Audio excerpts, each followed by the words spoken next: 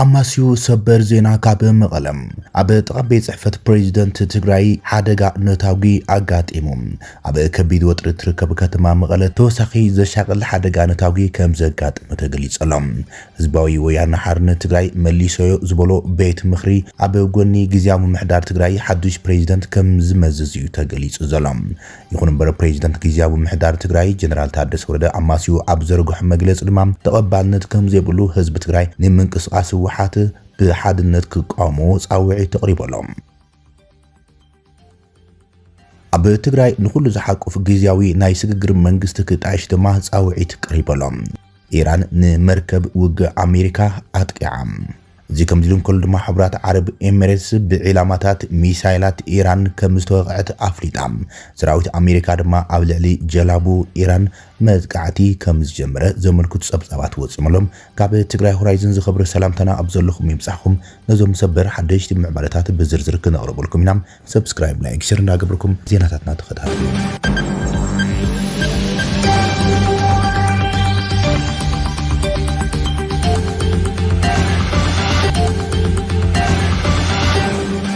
ኣብ ጥቓ ቤት ጽሕፈት ርእሰ ምምሕዳር ትግራይ ኣማሲዩ ሓደጋ ነታዊ ኣጋጢሙ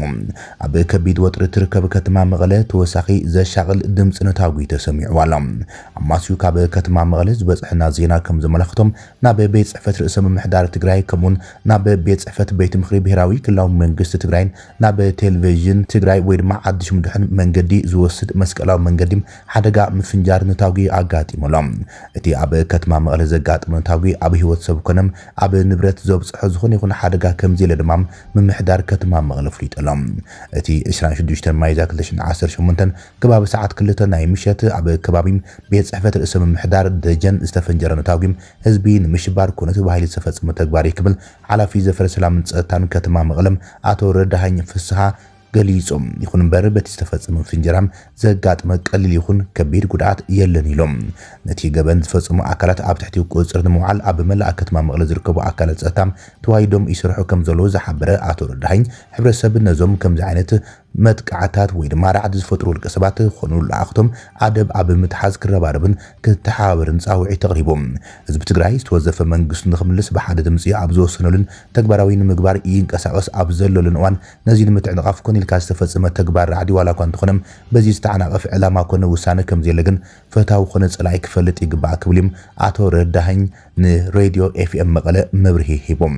ህወሓት ንግዚያዊ ምምሕዳር ከም ዘይቕበል ወሲኑ ናይ ባዕሉ ገናዊ መንግስቲ ምጥያሽ تقدم شدوش تعمتات زفرسة بيت مخروم داقم حامد نقيفو كأكب كم زوعة تقليسيوم هوحات مرحيو دكتور دبرتسن قبل ميكيل دمام بريزيدنت تقرأي نكخون كم زحاز يوزن قرزلام سولس 20 شوعات المايزة آخبا بيت مخري ትግራይ ከም ጸውዒ ተገሊጹ ዘሎም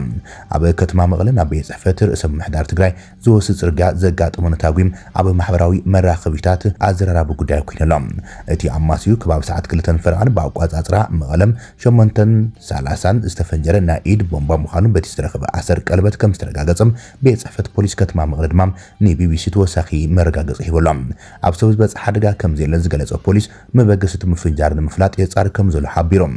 ኣብ ሰዓት እዚ ኣብቲ ከባቢ ዕጥዋት ጥቡቅ ሓለዋም እናካይዱ ከም ዝርከቡ ድማ ገሊጾም ብስንኪ ኣብ መንጎ ፕሬዚደንት ግዚያዊ ምምሕዳር ጀነራል ታደሰ ወረደን ህወሓትን ምትፍናን ተፈጢሩ ኣብ ዘሎ እዋን ብምዃኖም እትነታዊ ኣብ ነበርቲ ከተማ መቐለ ስንባደ ፈጢሮሎም ህወሓት ስልጣን ናብ ቅድሚ ኩናት ትግራይ ዝነበረ ህወሓት ዝምራሕ መንግስቲ ክምለስ ጠሪቦሎም ኣብ ዝቐረባ እዋን ብቀዳማይ ሚኒስትር ኣብይ ኣሕመድ ስልጣን ዝሰናውሕሉ ጀነራል ታደሰ ወረደ ብወገኖም ንድሕሪት ምምላስ ኣየድልን ብምባል ተቃውሞ ገሊጾም ገለ ምንጭታት ንቢቢሲ ኣብ ዝሃቦ ሓበሬታ ቅድሚ ኩናት ትግራይ ሰመረፀ ክልላዊ ባይቶም ጽባሕ ሰሉስ ብዕሊ ክስዮም እዮም ማእኸላይ ኮሚቴ ህወሓት ቅድሚ ሂደት መዓልታት ኣብ ከተማ ኣክሱም ኣብ ዘካየደ ኣኼባ ስምምዕነት ሰላም ፕሪቶሪያ ከም ዝፈረሰ ብምግላጽ ዕድመ ግዚያዊ ምምሕዳር ከም ዘብቅዐ ገሊጹ ምንባር ይዝከር ከም ውጽኢት ድማ እቲ ብስንኪ እቲ ስምምዕነት ተወንዚፉ ዝጸንሐ ብህዝቢ ዝተመረፀ መንግስቲ ክልል ትግራይ ክምለስ ምዃኑ የፍሊጡ ነይሮም ካብዚ ብምብጋስ እቲ ነባር ባይቶ ክልል ትግራይ ሰሉስ ብወግዒ ኣኼቡ ኣብ ከተማ መቐለ ንምጅማር ኣባላት እቲ ባይቶ ዝነበሩ ንመቐለ ኣትዮም ክሓድሩ ከም ዝተነገሮም እዮም ቢቢሲ ውን መረጋገጽ ይህብ ዘሎም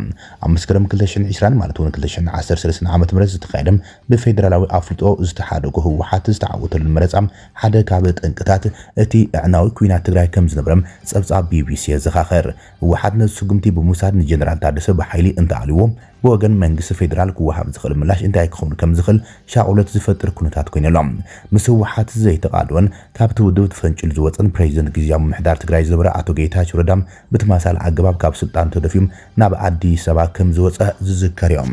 እዚ ከምዚ ኢሉ እንከሎ ድማ ወሃብ ቃል ህዝባዊ ወያነ ሓርነት ትግራይ ዝኾኖም አቶ ሚካኤል አስገዶም ሓበሬታ ኢሉ ኣብ ማሕበራዊ መራኸቢታቱ ኣብ ዘርግሖ ሓበሬታም ጽባሕ ዕለት 27 ወርሒ 8 2018 ክካይድ ዝተሓዘ ነባር ቤት ምኽርናም ናብ ቦትኡ ናይ ምምላስ ታሪኻዊ መድረኽ ዝካየደሉ መዓልቲ ከም ዝተቀየረን ኣብ መቐለ ቤት ጽሕፈት ቤት ምኽሪ ጸገም ጸጥታ ምፍንጃር ከም ዘጋጥምን ብጸላእት ህዝቢ ትግራይ ዝውዛዕ ዘሎ ሓበሬታም ሓሶት እዩ ፕሮግራምና ኣብ ዝተሓሰበሉ መዓልቲ ሰዓትን ቦታን ብዝለዓለ ድምቀት ክካይድ እዩ ክብል እዩ ገሊጹ ዘሎ በዚህ ድማ ፕሬዚደንት ታደሰ ወረደውን አኼባ ካቢኔው ዝሓለፈ ሶኒ ዘካይዱ ኮይኑ አባላት ህወሓት ዝኾኑ አባላት ካቢኔ ግን ከይተረኸቡም ተሪፎም ካቢኔ ግዚያዊ ምምሕዳር ትግራይ ድማ ኣብ ዝተፈላለዩ ጉዳያት ዘቲ ውሳነ ሓሊፎም ካቢኔ ግዚያዊ ምምሕዳር ትግራይ 26 ማይ 2018 ዓ.ም ኣብ ዘሳለጠ አኼባ ኣብ እዋን ጽንተታዊ ኩናት ብዝተፈላለዩ ኣገባባት ናብ ምኽት ዝተዋፈሩ ናይ ውልቀን ትካላት መኻይን ብዓይነተን ብመልክዕን ካሕሳን ናብ ሰብ ዋናታት ንምምላስ ምልከት ነዚ ጉዳይ ኣጻሪ ውሳነ ሓሳብ ከቅርብ ዝመደበ ኮሚቴም መኸተ መበገስ ቀሪቡ ቢሮ መንገድን ትራንስፖርትን እናተሓባበሩ ቢሮ ፋይናንስ ምትሕባር ሃብትን ቢሮ ንግድን ቢሮ ፍትሕን ከም ኮሚቴ ኮይኖም ውሳነ ሓሳብ ከቅርቡም ገዛዕ የተዋሂበሎም ብተመሳሳሊ ካቢኔ ኣብ ናይ ቀዳም ሚያዝያ 24 2018 ዓ.ም ውዕልኡ ሕቶ መስፋሕፍሒ መሬት ሜጋ ሕትመት ምምሕያሽ ደንቢ ኮሚሽን ፖሊስን ዝምልከቱም ብዝርዝር ሪኡ ውሳነ ሓሊፉ ክብልዮም ቤት ጽሕፈት ፕሬዚደንት ጸብጺቦም ኣብ ከምዚ ዝበለ ኩነታት እምበኣር ፕሬዚደንት ታደሰ ወረደም ኣማሲው ስፍሕ ዝበለ እዋናዊ መልእኽቲ ዘርጊሖሎም ኣብ ትግራይ ህድኣት ጸዊዖም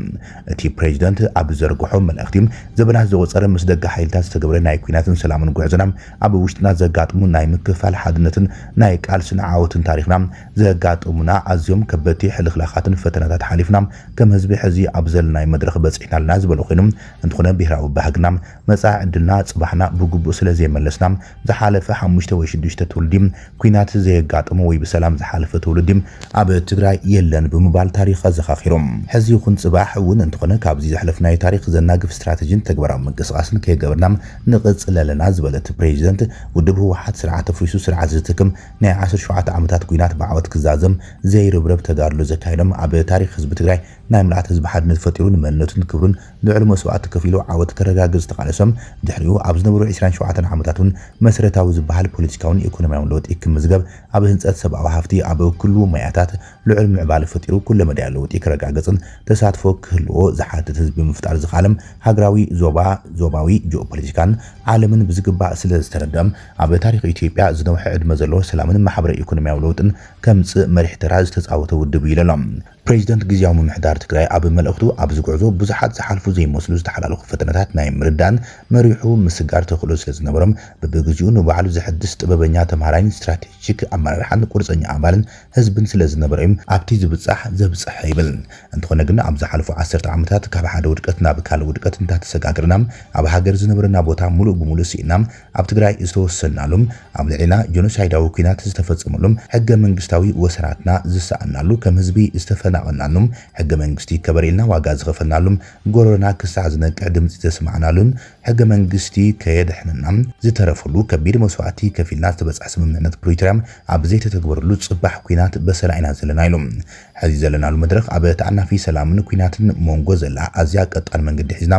እንጻደፈሉ ከይተቐንጠጠም ዝጸንሐ ደመና ኩናት ክሰርብ ዝኽእለሉም ብቐሊሉ ናብ ኩናት ሸታሒና ክንኣተወሉ ኣብ ንኽእል ኩነታቲና ዘለና ክብል ይገልጾም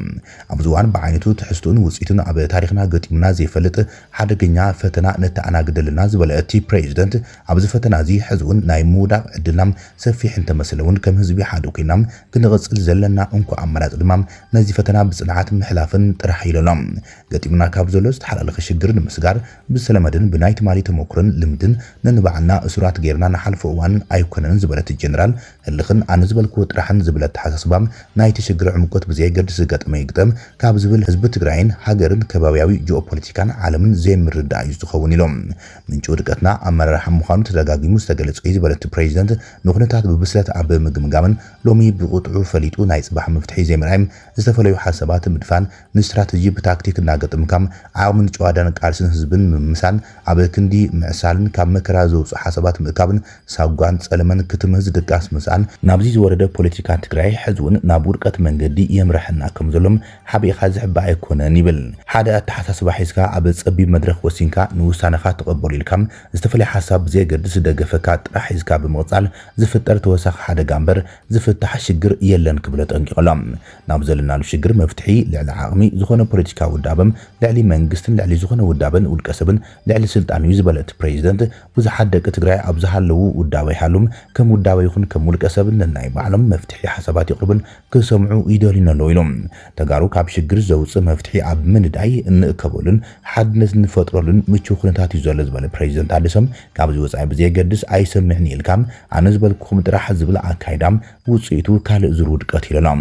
ወሲነ ኢልካ ብሓይሊ ክትፈጽሙ ምሕሳብን ምፍታን ድማም ዝገደደ ሓደጋ እዩ ዝስዕብ ዝበለ ጀነራል ታደሰም ዝተፈለየ ሓሳብ ዘለዎ ከክንዲ ናይ ሓሳብን ስነ ሞገትን መድረኽ ምፍጣር ጸማም እዝኒ ሂብካ ጽላኤ ጌርካ ምስላፍን መጸለምታን ሓሶትን ዝዓምልሎም ኣዝዩ ተመሊኹ ዘሎ ዝበስበሰ ፖለቲካ ውድቀትና ዘቀላጥፍ እዩ ኢሎም ኣብ ከምዚ ዝበለ ጉዕዞ ቀጻሊ ዘጋጥመና ውድቀት ናይ ሓደ ውዳበ ወይ ውልቀ ሰባት እንተይኮነስ ከም ህዝቢ ኢና ዋጋ ክንከፍልን ክንወድቕን ኢሉ ዘጠንቀቐት ፕሬዚደንት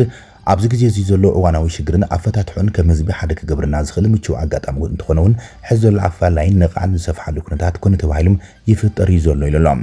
ሕዚ ህዝቢ ትግራይ ካልእ ዙር ውድቀት ክሽከም ኣይግባእን ዝበለት ፕሬዚደንት ስለዝኾነ መላእ ህዝቢ ትግራይ ብሓፈሻ ድማ መንእሰይ ኣብ ከምዚ መሰለ ኩነታት ዋና ጉዳይ እትኾኑ ስለዝኾንኩም መንእስያትን ኣዴታትን ነዚ ኣብ ሓደጋ ዘእትውና ዘሎ ጥበብ ዝጎድሎ ናይ ሽግር ኣተሓዛን ኣፈታትሓን ውሳነም ቅድሚና ብሓደጋ መሊእና ምእታውናም ምብታናን ደው ክተብልዎም ነዚ ሓፂር ናይ ሽግግር ወቅቲ ዝኾነና ካብ ብዙሕ ኣማራጭታት ናይ ይህን ምሂን መድረኽ ተፈጢሮም ምዕሩይ ሓሳብ ክመፅን ክትገብሩም ጻውዒተ የቕርብ ክብልዮም ፕሬዚደንት ጊዜያዊ ምምሕዳር ትግራይ ሌተናል ጀነራል ታደሰ ወረደ ጻውዒት ተቕሪቡ ዘሎም እዚ ከምዚ ኢሉ እንከሎ ውድብ ሳልሳይ ወያነ ትግራይ ድማ ባህግን ሕርያን ህዝብና ዝጻባእ ምልሰት ህልውና ዘይብሉ መንግስቲ ፍጹም ተቐባልነት የብሉን ኢሎም ህወሓት ኩሎም በርታት ዘተ ምይይጥ ምርዳእን ተጋሩ ሸጉሩ ብጉልበት ስልጣን ናይ ምብሓት ተግባራቱ ብቁልዕ ይቕጽለሉ ዝበለሳወት ቀደሙን እንትኾነ ፖለቲካ ስልጣን ትግራይ ልዕሊ 3 ዓሰርታት ዓመታት ብሒቱ ዝዘለቐ ውዳበ ምዃኑ ርድእ እኳ እንትኾነም ካብ ስሩዕ ፖለቲካ ውዳበ ወሪዶም መሳርሒ ንስልጣን ዝናሓንሑ ጉጅለታት ካብ ዝኸውን ዓመታት ኣውፂሮሎ ይብል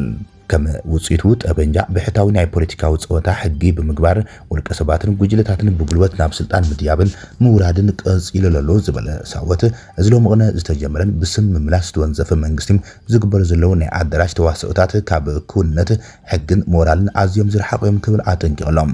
እዚ ሓይሊ ኣብ ኮርቻ ፍትሓዊ ሕቶታትን ጠለባትን ህዝብና ተወጢዖም ሕቶታትን ጠለባትን ህዝብና ከም መላዓሊ ብምጥቃም ህዝብና ናብ ዝኸፍአ መከራ ከእቱም ህርዲግ ይብለሎ ዝበለ ሳወት እዚ ምንኣተ ህዝብን ብሄርን ኣትሒዝካ ዝግበር ጠላዕ ምምላስ ክልላዊ መንግስቲ ብህፁፅ ደው ክብል ጻውዒ ተቕሪበሎም